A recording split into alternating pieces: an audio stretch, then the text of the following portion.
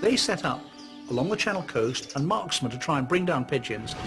لم يكن الحمام فقط المستهدف، أي شخص لديه حمام غير مسجل لدى السلطات الألمانية كان عليه أن يدفع ثمنا كبيرا جدا.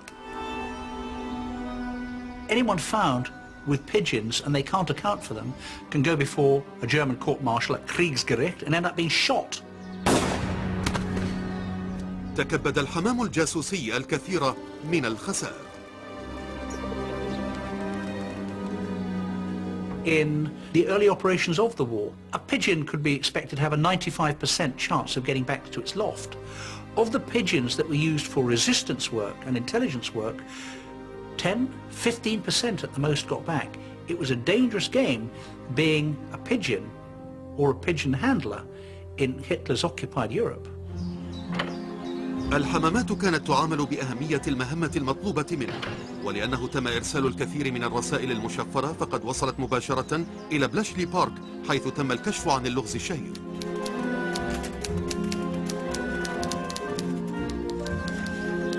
Bletchley Park was being used for decoding from various codes they were picking up from Germany. But it was only by something getting through to us, which happened to be the pigeon, that we got a true picture of what was going on. مهارة الحمام المدهشة في الطيران كانت عنصرا مهما لقدرتها على أن تصبح جامعة معلومات استخبارية. هذا سمح لوينكي وميري أوف إكسيتر وجي آي جو بإيصال الرسائل المهمة التي أنقذت الكثير من الأرواح. ولكن كيف تمكنت من عمل هذا؟ العلم المتطور لديه الجواب. الأدلة تقترح أن الحمامة المتواضعة هي من أبرز الحيوانات القادرة على الطيران. لا يهم من أين يتم إطلاقها، إلا أنها تتمكن دائما من إيجاد طريقها للعودة إلى ديارها. Pigeons have been used for messengers for many thousands of years. Their fidelity to their loft site or to their home is extraordinary. ولكن الطريقة التي يتمكن بها من عمل ذلك ما تزال السؤال الذي حير العلماء. One of the most spectacular things about pigeons is that you can take them for very long distances away from home, up to 1,000 kilometers in some cases. You can release them from a place they've never been to before, and they can get home over completely unfamiliar terrain. And that ability is magical in a way, and that's one of the things that scientists have been trying to understand. الدكتور تيم جيلفورد هو عالم وباحث في جامعة أكسفورد، وكان يقوم بالأبحاث عن طيران الحمام لأكثر من 10 سنوات. الآن فقط أصبحت لدى العلماء صورة واضحة عن كيفية قيام الحمام بهذا خلال وقت الحرب. ومؤخرا فقط مكنتهم التكنولوجيا من تتبع الطريق التي يمر منها الحمام بدقة كاملة. In the last few years, the global positioning satellite system has become small enough to put on a pigeon. And what the GPS device allows us to do is to record very accurately the position of the bird second by second. And when the pigeon comes home, we then download that information onto a computer and then we can use it to analyze it. كشفت المعلومات المستخرجة من نظام الملاحة شيئا مهما. أظهرت أن الحمام لا يعود إلى موطنه بخط مستقيم. لسبب ما يختار سلوك طريق متعرج جدا.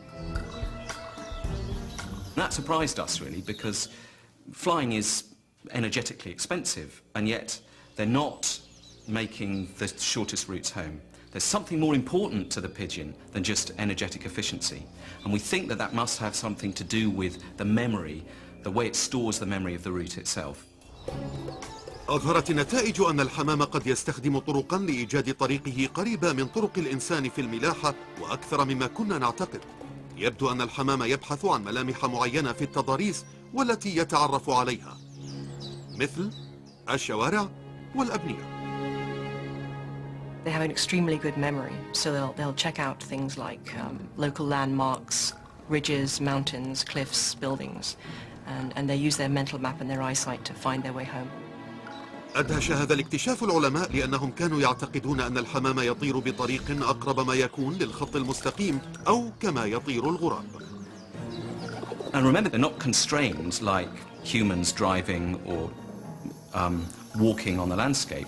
Being flying animals, they're free pretty much to go where they like, and yet they're still following these ground-based linear features. بمساعدة الأقمار الصناعية ظهر للعلماء شيء غريب جدا.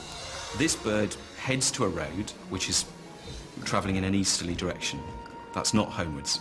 It flies above the road until it reaches a roundabout.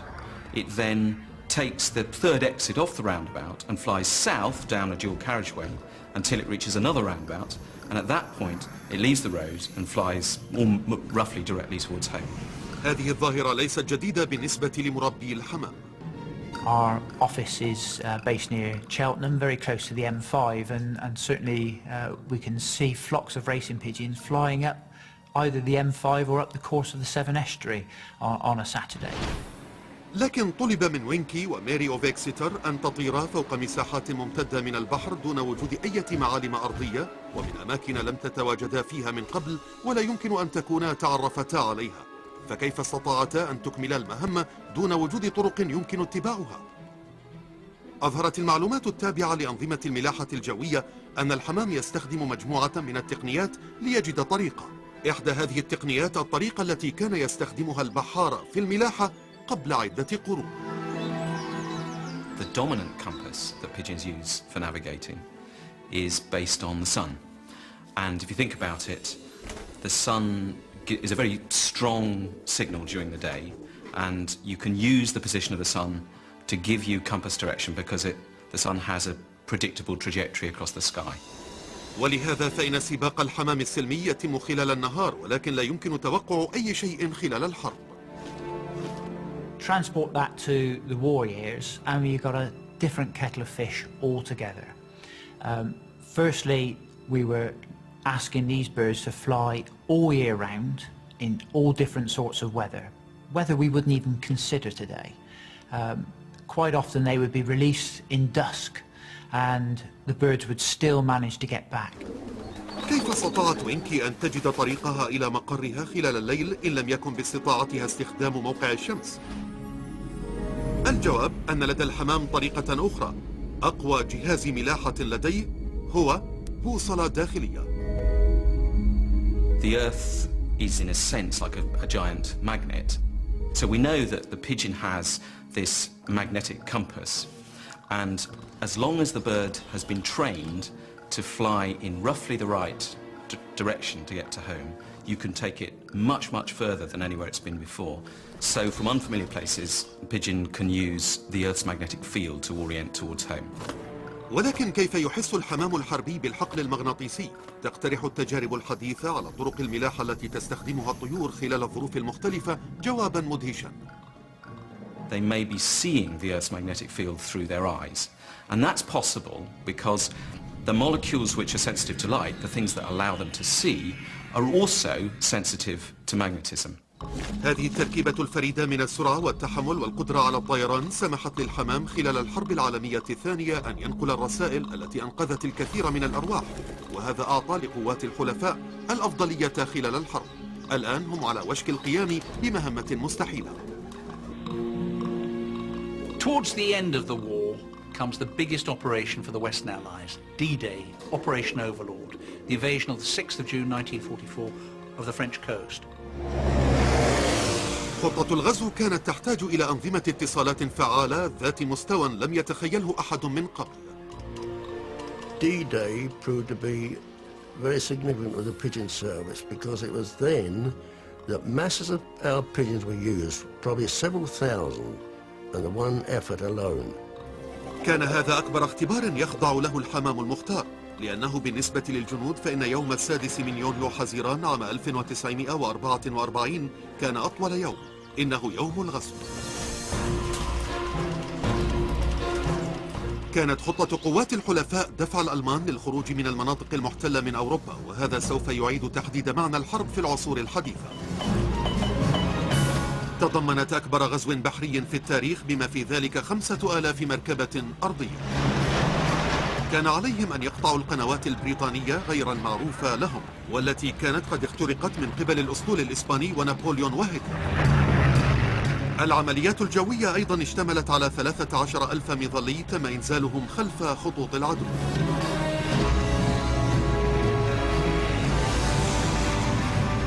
ولكن كل هذه الخطط المعقدة كان يجب أن يتم تنفيذها دون استخدام أجهزة اللاسلكي.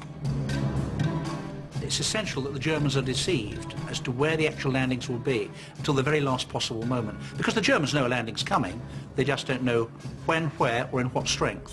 Now, as part of that deception plan, you've got to have radio silence. How do you get around the problem of communicating with your agents in the field in the deception plan of radio silence? Answer, the humble pigeon. ذهبت الآلاف من طيور الحمام مع الجنود في يوم الغزو. العريف جون بريتن والملازم جيمي لورينغ من فرقة المظليين التاسعة كانا يحملان معهما حمامة تدعى دوق نورماندي.